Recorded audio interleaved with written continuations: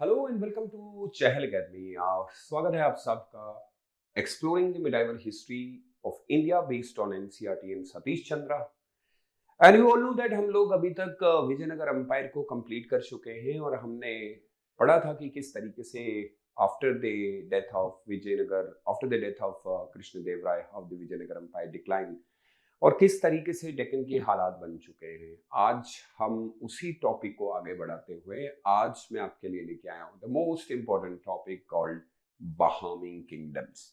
अगर आप देखेंगे तो वैसे देखा जाए तो इस एरिया के अंदर आपको देखने को मिल रहा होगा, यह कट मार के जो एरिया दिखाया जा रहा है आपको, मैंने पीछे आपको कहा था कि विजयनगर अंपायर की और बहामनीज की, ये बहामनीज जो है बेसिकली आपको याद होगा दिल्ली सल्तनत से ही टूट के बने थे और ये बने थे मोहम्मद बिन तुगलक के टाइम पे, जब मोहम्मद बिन तुगलक ने बहामन शाह को इस एरिया के अंदर ये कहा था कि आपको टैक्स कलेक्ट करना है और इस एरिया से टैक्स कलेक्ट किया जाएगा। प्लस दूसरा, क्योंकि विजयनगर अंपायर भी इंडिपेंडेंट हो चुका है, तो हमने पढ़ा था कि किस तरीके से इन दोनों अंपायर की आपस में काफी सारी लड़ाइयां चल रही हैं तुंगभद्रा रिवर को लेके, और उसी के चलते हुए एक विजयनगर अंपायर के अंदर और बहामी किंगडम के अंदर हम लोगों को सीरीज ऑफ वॉर देखने को मिली।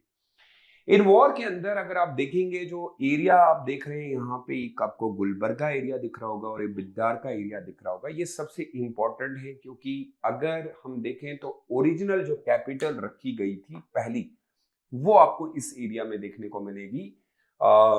ये पहली कैपिटल और फिर ये दूसरी कैपिटल। अक्सर हमसे पूछा जाता है कि कैपिटल क्या थी, और वैसे इस किंगडम की हम बात करें तो ये एक शिया डायनेस्टी है और आप सब जानते हैं कि उस समय इस एरिया के ऊपर ये डिक्लेयर हो गया था कि अब ये एक इंडिपेंडेंट राज्य बनाएंगे और उसमें रूल अब दिल्ली सल्तनत का नहीं चलेगा।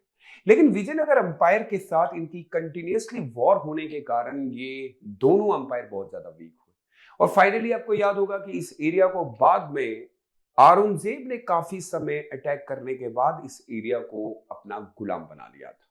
वो अलग बात है कि जब हम पढ़ते हैं कि आखिर ऐसा क्या रीजन था, जब हम लोगों को एक टाइम पीरियड के अंदर देखने को मिलता है कि आखिर क्या ऐसा रीजन था कि जिसके चलते हुए मुगल अंपायर को इस एरिया से नुकसान उठाना पड़ा, तो हमें इससे ये पता चला था कि इस एरिया में अंदर जब वो अटैक कर रहे हैं और खासकर बहामन शाह के ऊपर अटैक कर रहे हैं, तो फिर उनका बहुत ज्यादा पैसा लॉस हुआ।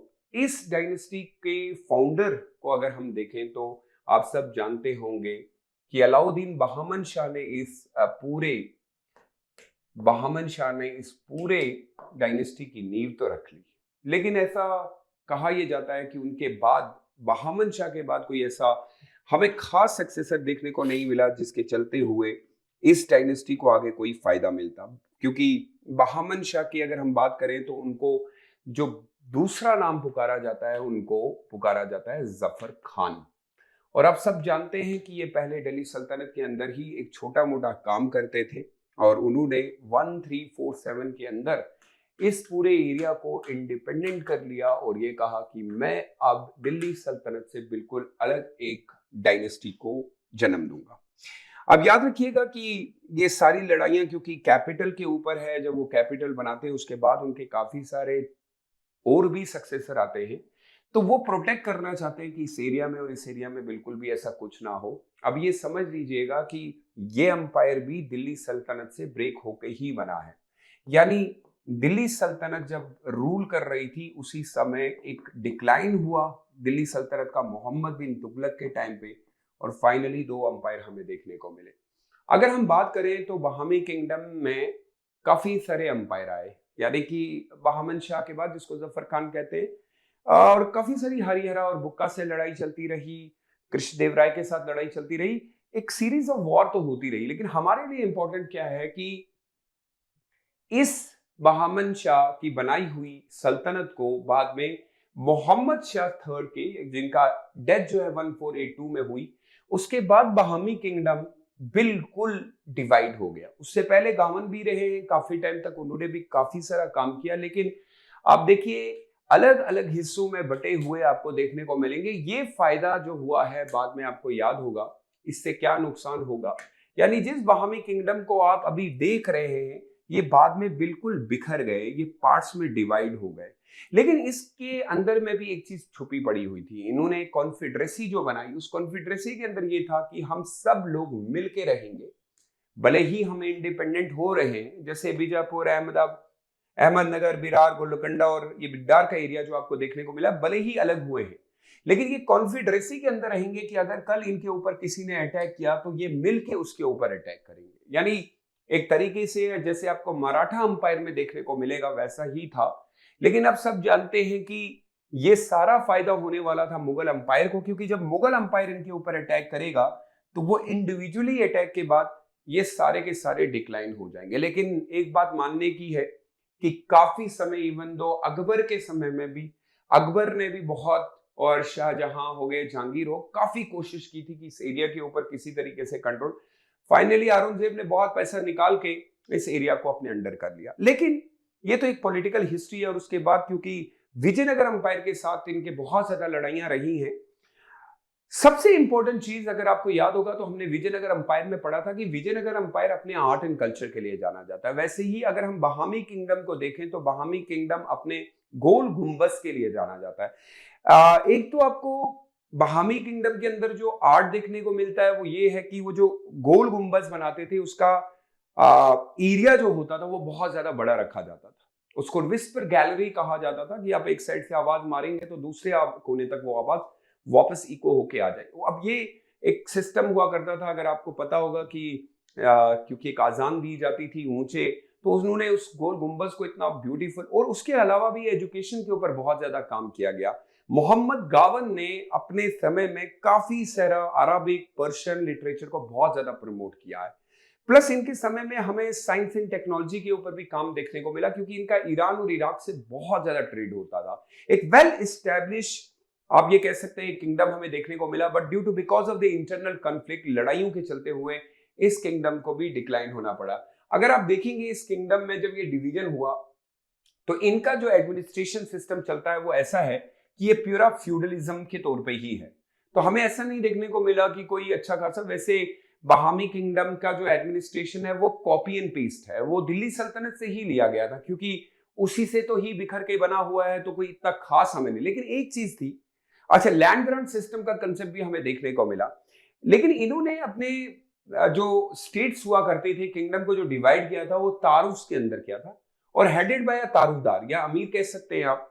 तो बस नाम चेंज हुआ, और इवन दो गावन हिमसेल्फ वाज द तारुफदार, गवर्नर हुआ करते थे, वहां जाते थे, इनका काम लुक आफ्टर होता था, लॉ एंड ऑर्डर को देखना, उसके बाद रेवेन्यू कलेक्ट करना, उसके बाद वहां के लोकल इश्यूज जो है उनको किसी तरीके से मेंटेन करना, ये सारे काम तारुफदार ही देखता था। बट एक किस्म से आप ये कह सकते हैं कि बहामी किंगडम ने भी एक वेल एस्टेब्लिश एडमिनिस्ट्रेशन को जन्म दिया है। कुछ तो चीजें थी।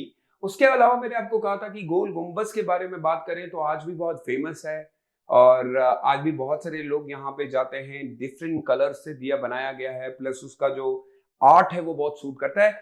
अब यहाँ पे ये कहा जाता है कि जो बहामी किंगडम का आर्ट है उसमें हमें दिल्ली सल्तनत का आर्ट भी देखने को मिलता है। ये particularly Deccan art and architecture के अंदर आता है, बट है इसके अंदर इस्लामिक इन्फ्लुएंस ही, और प्लस उसके बाद इन्होंने एजुकेशन के अंदर अरबिक और पर्शियन और उर्दू बहुत ज्यादा फ्लोरिश हुई है। यानी कि अब आप समझ सकते हैं कि लैंग्वेज, और उस समय मदरसाओं के साथ ही जो है वो एजुकेशन सिस्टम हुआ करते थे। यानी कि मस्जिद के साथ हमने गावन का एक बहुत बड़ा केस पढ़ा था कि गावन ने अपने साथ ही, अपने एरिया के साथ ही जो है एक वेल एस्टेब्लिश मदरसाज बनाया था।